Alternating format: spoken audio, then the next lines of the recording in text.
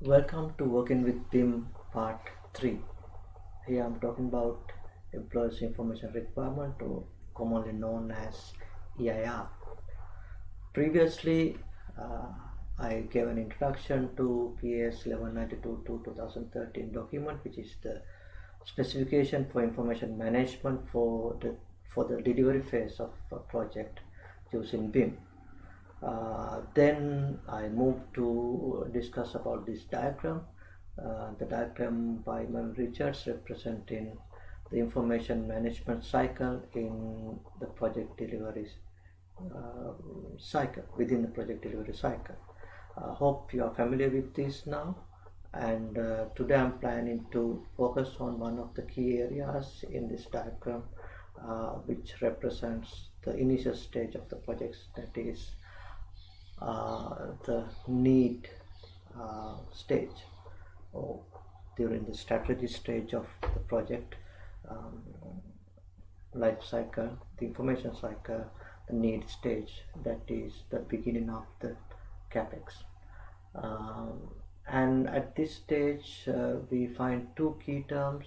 Those are EIR and PLQ, employees information requirements and plain language questions. These two are related and linked. I will talk about PLQs first, then come back to EIR, because that is how we should understand that. Now, plain language questions are the questions the employee will wish to answer at specific stages of the project cycle. That is to assess if the project is in line with his requirements and if it is okay to proceed to next stage. You may remember that I was talking about this in the previous discussion. Um, Now, in order to effectively answer these questions at these stages, the client will need specific information, and this information will be required at different detail levels, at different stages, and often, usually, uh, in different formats that is appropriate for those stages, because the level of details available uh, at different stages will be different, and in addition to that, say the decision requirements can also be different. So therefore, we have to identify these information requirements in relation to the stage where the information is provided. You can compare this with your familiar context of a project where the client will have to take decisions. Uh, you will provide various information, like at a very early stage you may not have any design, but what you would do is to provide the cost plan. Then the client would go through it and take a decision whether it is appropriate in terms of his budget and in terms of his expectations of proportionate costs. Then we might give him some basic design, like architectural sketches, even like slightly before the outline proposal, and like basic shapes of the overall building. And that uh, for some clients may be useful to take a decision. So varying on the client's requirement or client's nature, we may also decide on various different formats of producing information in our current practice. Now, when we are working with BIM, we simply follow the current practice, but in a standardized way of producing information. So it is only about mapping that current practice into the BIM process. And when we go with the BIM process, to answer these questions, we have to decide what sort of information is appropriate. And if you compare with the normal project, the client's brief will include only the client's basic requirements as a layman. So the design team will collect those information and also include whatever necessary that is for the project into the design. They do not only include what client requires. For example, client may not mention that he has to have a fire escape staircase, but the design team would know that it is necessary and will provide that in the design. So similarly, for plain language questions, there will be specific requirements identified by the client to answer this question. But as professionals, we will have to decide for client to be able to answer this question, what specific information we will have to provide. And in addition to that, there will be certain other information requirements also will come into the projects, especially to enable appropriate information exchange among team members. You will understand when you go through this discussion, and also when you refer some of the documents that you can find when I provide these things.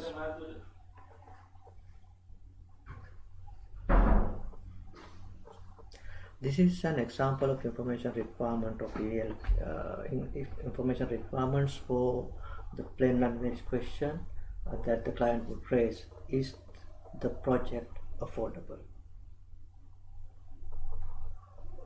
Now, for client to be able to answer this question at an early stage, a cost plan is likely to be sufficient, or probably that may be the only cost information we can give efficiently at that stage.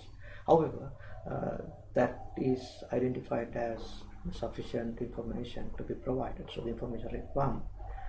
But at a later stage, the client will be interested in knowing more information, or he may need more information like the cost of acquisitions, fees for professionals and other relevant parties, some administration fees. So various different fees. What are the fees that I have to pay? The client will want to know. Then the construction costs, cost of relocation, operating costs, taxes, insurance cost, financing costs. So various detailed level of cost information will be required by the client. Going further, the client would need to know detailed breakdown of the construction cost, like elemental cost, so that he can benchmark his project with other projects. Likewise, at different stages, to answer the same question, the required information to be provided will vary. So this leads us to the employer's information requirement. Now we can understand the link between PLQs and EIR. So PLQs lead to the identification of EIR. This is how it is defined in the PS document. Employer's information requirement is a pre-tendered document setting out the information to be delivered and the standard and the processes to be adopted by the supplier as part of project delivery process. You can see that it is a pre-tender document, so it leads to a contractual obligation. So EIR specifies, in addition to delivering the service that is required as a profession, they will have to deliver this also, what is given in EIR. That is very important. So they do the usual job of the professional service. Though say it's an architect, the architectural design, maybe the supervision, coordination, etc., as agreed. But in addition to that, they will also have the obligation of delivering EIR. It is also again explained in another place in the same document. EIR is the information requirements set out. Information requirements set out in the EIR shall only provide enough information to answer the plain language questions required at a particular stage at an appropriate level of detail. So this is not given as a contractual requirement or relating to that obligatory requirement, but this is to explain how you should formulate EIR. So when you formulate EIR, you have to make sure that you are not overburdening anybody. You are not doing that. So then you can go for a more reasonable agreement. So the plain language questions are necessary to be answered by the client to go through the decision points. Remember the red toffees in the diagram I discussed earlier. Now it shall only provide the enough information to answer this question, right? So therefore you have to have quite judgmental, knowledgeable in formulating the EIR.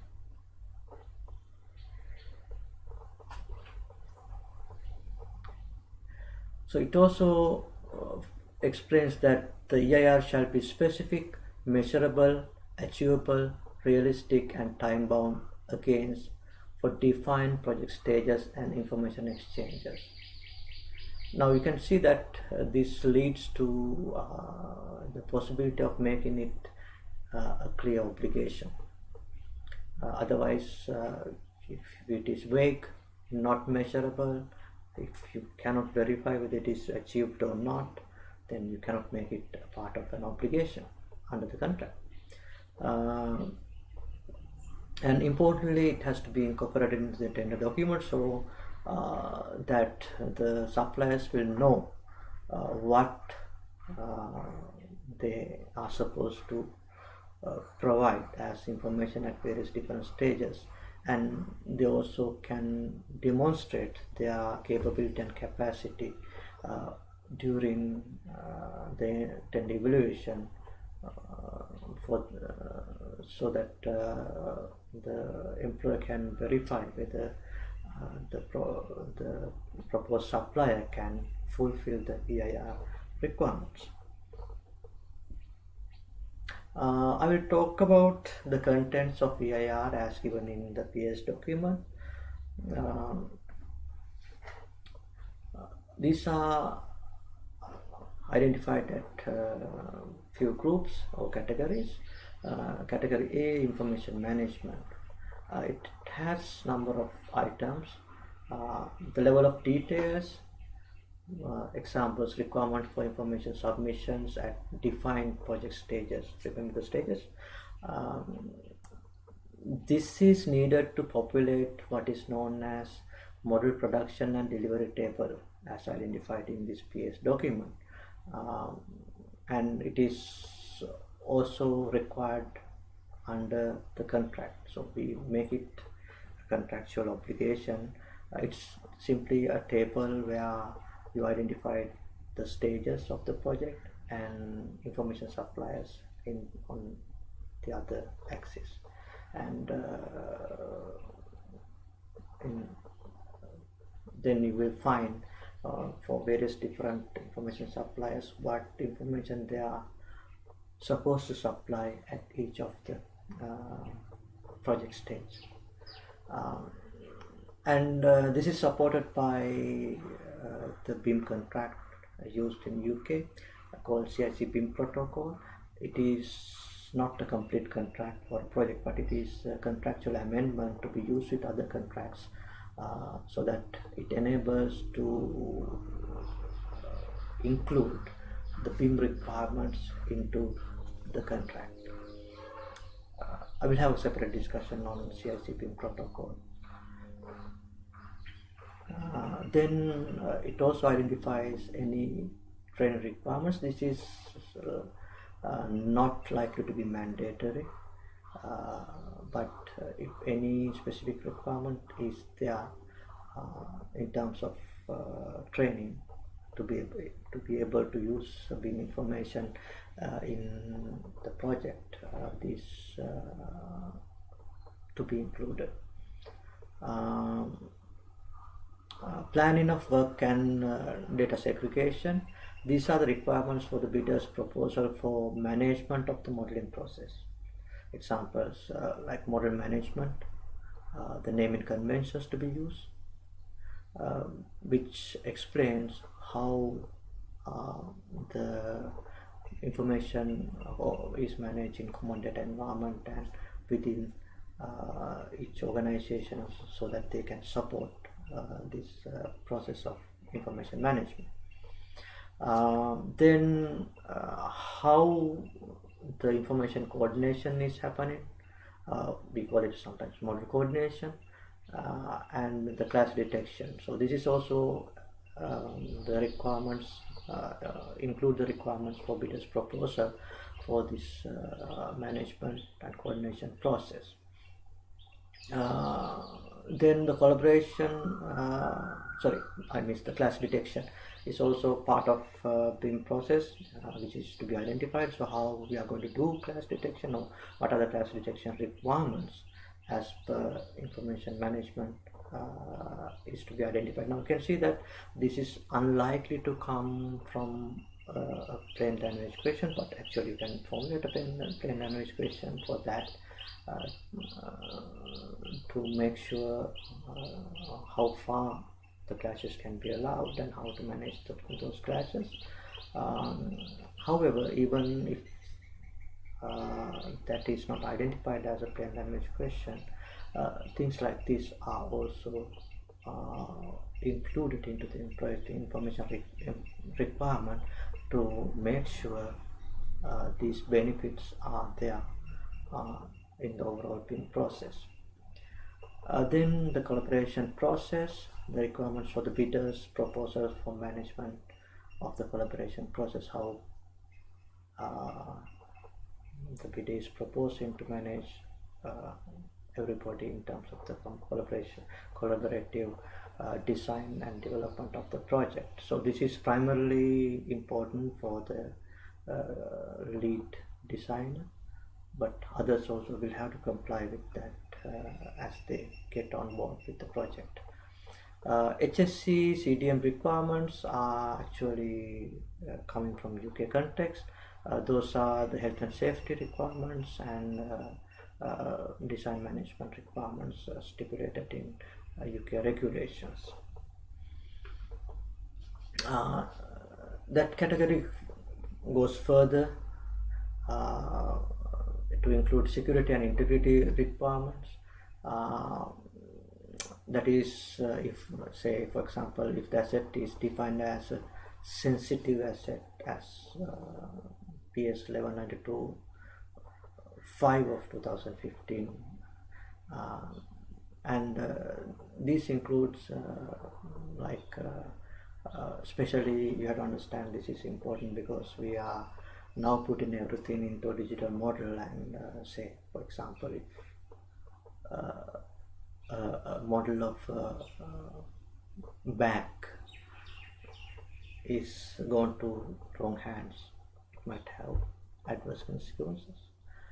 A nuclear plant going to the terrorist hands, what sort of consequences can be there? So security and integrity requirements are therefore to be identified, especially for such sensitive buildings. A schedule of any specific information to be either excluded or included from the information model, that is also can be quite useful, especially some of the things relevant to the above aspect, the security and integrity requirements, especially the security requirements.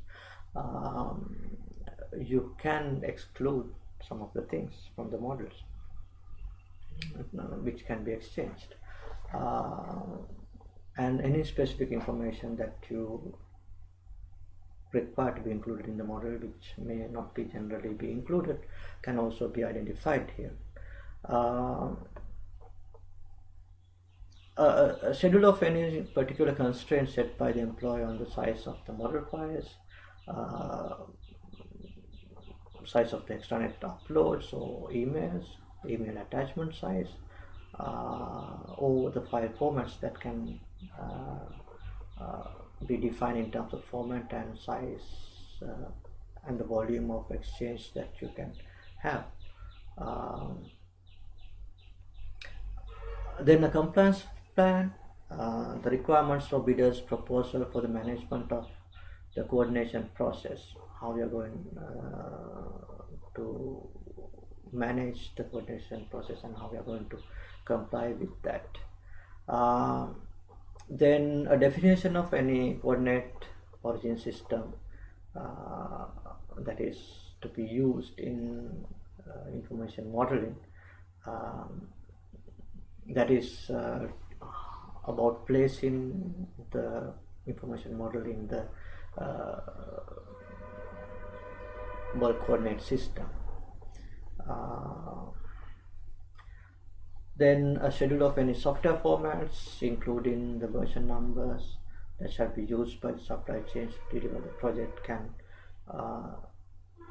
be also identified.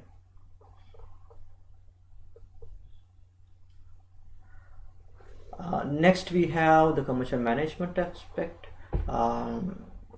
that is about starting with exchange information, that is the alignment of information exchanges, work stages, purpose and required formats, right? So aligning that with the project delivery, the work stages of the project, then identifying the purposes of various information exchange, so that everybody will know why we are sending the information. For example, the purpose of information exchange is for cost estimating, then the sender should know that it is sent for costing purpose. And if an IFC file is sent, they should know that it has to be exported using quantities add-on, so that the quantities will be there. Then the client strategic purposes of using BIM, primarily details of the expected purpose of information provided in the model, because client goes for more BIM due to a reason, so he would have certain goals of using BIM, and these from there we have to identify the strategic purposes why the client is going for BIM and be listed, so that everybody knows that we are doing BIM for this. When they do BIM with that understanding, they are unlikely to miss what client expects out of doing BIM.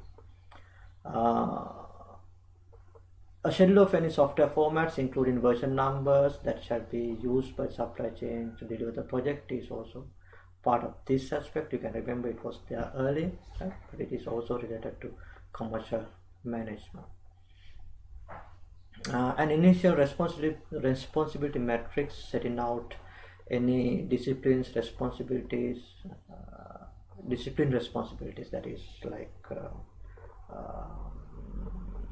each party's responsibilities for model for information production in line with the defined project stages are to be identified in this matrix.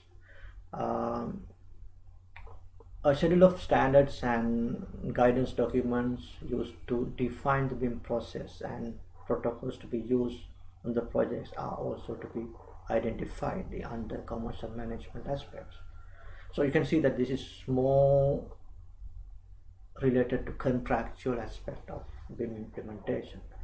A schedule of any changes to the standard roles, responsibilities and authorities and competences set out in the contract are also to be identified. This is especially if anything is to be changed from the regular practice. Going further in B, we talk about competence assessment. Sorry, this is C actually. That is the next category. Details of competence assessment, which the bidders must respond to, right? So what sort of competence assessment is there that the bidders should supply evidence and respond? Changes to associated tender documents, like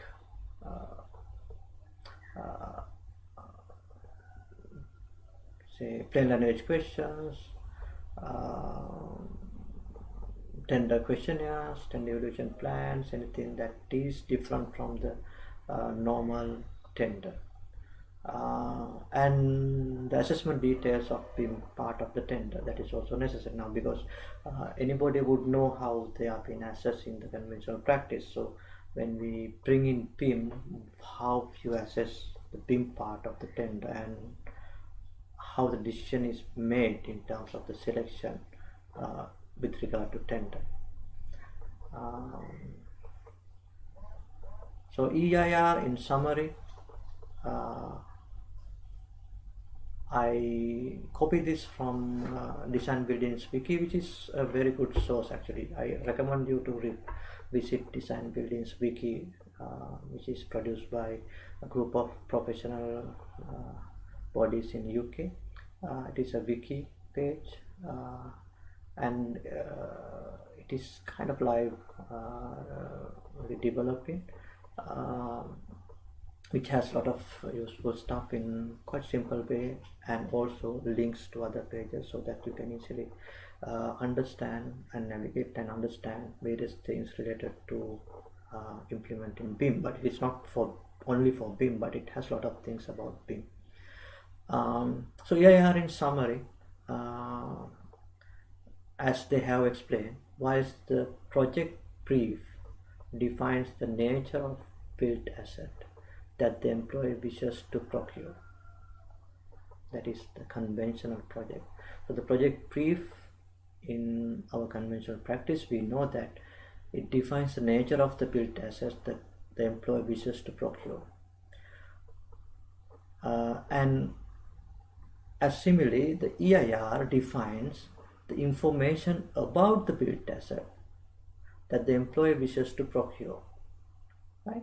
So the information about the built asset, that is not the built asset, but information about the built asset the employee wishes to procure, to ensure that the design is developed in accordance with the employee's needs, and that they are able to operate the completed development effectively and efficient. So this encapsulate the whole